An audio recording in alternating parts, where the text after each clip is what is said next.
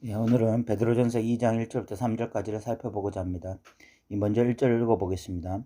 그러므로 모든 악독과 모든 기만과 외식과 시기와 모든 비방하는 말을 버리고 라고 말씀하고 있습니다. 여기 그러므로로 시작하고 있는데, 이 그러므로는 1장 24절 25절에 이 하나님 말씀에 대한 고귀함을 받는 내용입니다. 그래서 이 1장 24절부터 연결해서 생각해 보면 이 하나님의 말씀의 가치를 안다면 정도가 되겠습니다. 그리고 난 다음에는 이 버려야 할 것과 취해야 할 것을 말씀하는데, 이 1절에는 버려야 될 것들을 말씀하고 있고 2절에는 취해야 될 것들을 말씀하고 있습니다. 먼저 이 버려야 될 것들은 모든 악독, 기만, 외식, 시기, 비방하는 말이라고 말씀하고 있습니다. 이 모든 것의 핵심에는 자기 자신이라는 존재가 있습니다. 여기서 악독이라는 것은 악한 마음으로 상대방에게 해를 가하는 것을 의미합니다. 기만이라는 것은 속임수나 거짓을 통해서 이 상대방을 속이는 것을 의미하고, 외식은 외적으로 드러난 의를 통해서 이 내적인 악을 숨기는 것을 의미하고, 시기는 다른 이에 대해서 호의적인 마음을 가지기보다 이 경쟁적이고 질투의 시선으로 바라보는 것을 말하고, 비방한다는 것은 자신이 기준이 돼서 함부로 상대방을 욕하고 모함하는 것을 의미합니다.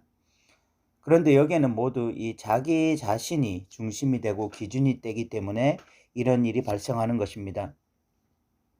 인간은 애석하게 이 이타심보다는 이기적인 마음이 훨씬 강합니다. 거기다 남보다 더 강해지고 싶고 남을 지배하고 싶은 마음도 있습니다. 거기다가 모든 세상이 자기 중심적으로 흘러가기를 원하는 마음도 있습니다. 그런데 이런 것들이 좌절을 겪게 될 때 인간 본성은 자꾸만 이 악독, 기만, 외식, 시기, 비방하는 말로 표출되는 것입니다. 결국 이런 것들은 열매에 불과하고, 이런 열매가 나타나는 근본적인 뿌리는 자기 중심성에 있는 것입니다. 결국 이 자기 중심성을 버려야 이런 것들이 제거될 수 있습니다. 그런데 이 자기 중심성을 버리라고 말한다고 버릴 수 있는 인간은 없습니다. 그것이 문제죠.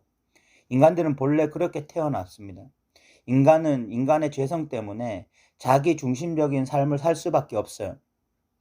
그런데 자연인인 인간이 아니라 성령의 지배를 받는 성도가 되면 이런 자기 중심성이 무너질 수 있습니다. 이타심을 추구할 수 있고, 이 자기 중심성에서 벗어나 타인을 생각하며 살 수 있게 되는 것입니다. 그 이유는 자신 때문이 아니라 자신 안에 내주하고 계시는 성령 하나님 때문에 가능해지는 것입니다.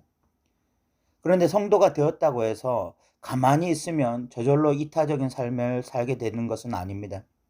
만약 저절로 그렇게 된다면 성경이 필요하지도 않고 바울이나 베드로 같은 사도들의 권면도 필요가 없을 것입니다.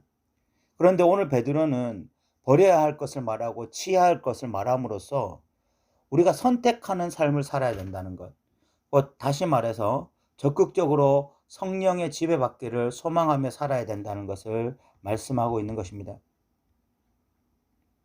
결국 이 성령의 역사 속에서 우리가 계속해서 살고 싶다면 우리는 열심히 버려야 하고 또 열심히 취해야 합니다. 버려야 할 것이 1절이었다면 취해야 될 것은 2절입니다. 2절 말씀을 읽어보겠습니다. 갓난아이들 같이 순전하고 신령한 젖을 사모하라. 이는 그로 말미암아 너희로 구원에 이르도록 자라게 하려 함이라 라고 말씀하고 있습니다. 취해야 할 것은 순전하고 신령한 젖입니다. 그렇다면 여기서 순전하고 신령한 젖이란 무엇을 의미할까요? 신령한 젖은 성경 말씀으로 보입니다. 성경을 사모하는 삶을 살아야 한다는 것입니다. 이에 대해서 우리는 이 말씀의 의미를 좀 더 깊게 생각해 봐야 됩니다. 여기서 성경을 젖이라고 하고 사모한다고 표현한 것은 분명 갓난아이들이 이 젖을 사모하는 것을 연상시키는 말씀입니다. 그렇다면 갓난아이들은 젖을 왜 사모합니까? 이유가 두 가지 정도로 볼 수 있는데, 하나가 배가 고프기 때문이고 두 번째가 성장하기 위해서입니다. 여기서도 이 두 가지를 위해서 이 이미지를 사용하고 있는 것으로 보입니다.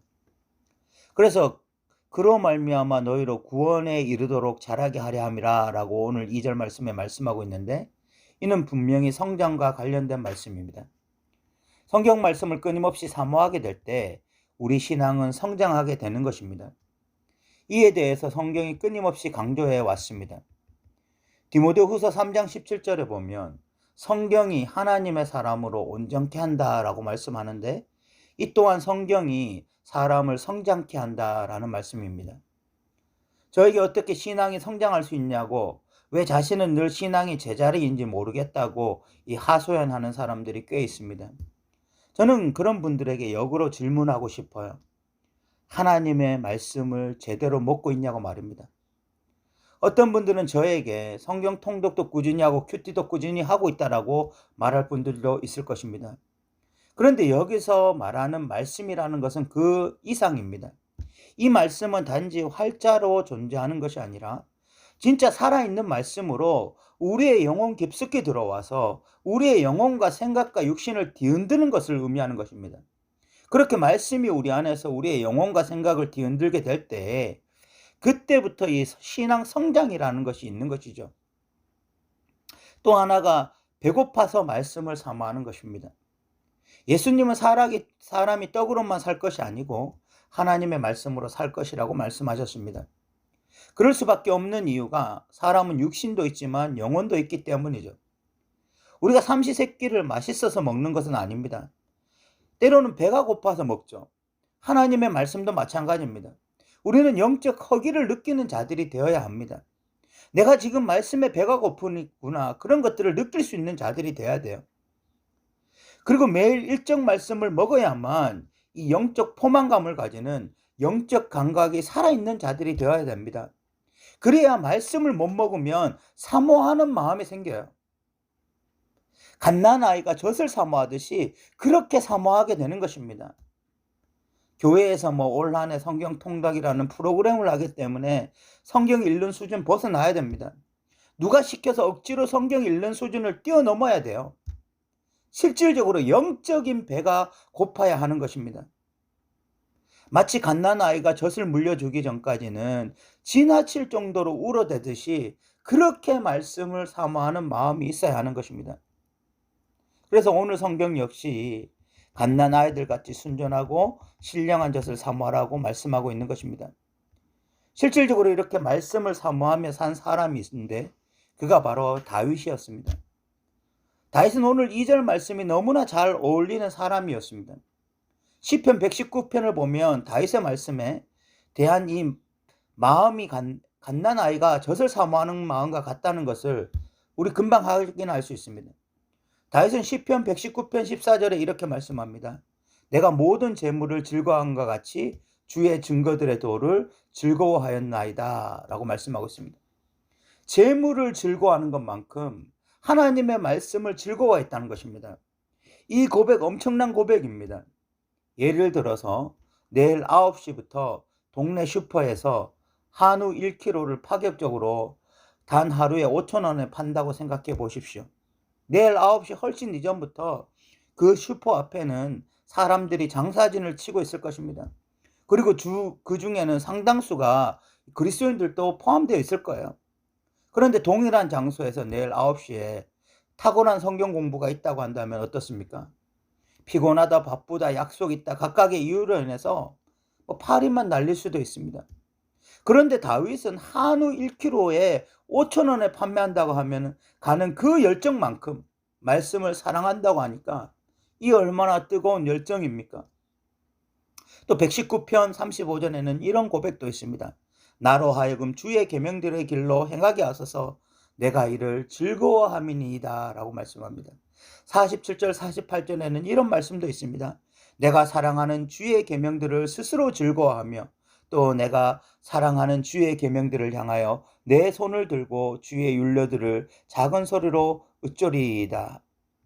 이외에도 시편 119편에는 다윗이 얼마나 말씀을 사랑하는지 마치 갓난아이가 젖을 사모하는 것처럼 그렇게 뜨겁게 말씀을 사랑하는 그 표현들이 너무나 잘 표현되고 있습니다. 우리에게 이 마음이 회복되어야 할 것입니다. 우리는 사모해서 성경을 읽는 자들이 되어야 됩니다. 갓난아이가 젖을 사모하듯이 그렇게 사모하는 마음으로 성경을 읽어야 돼요.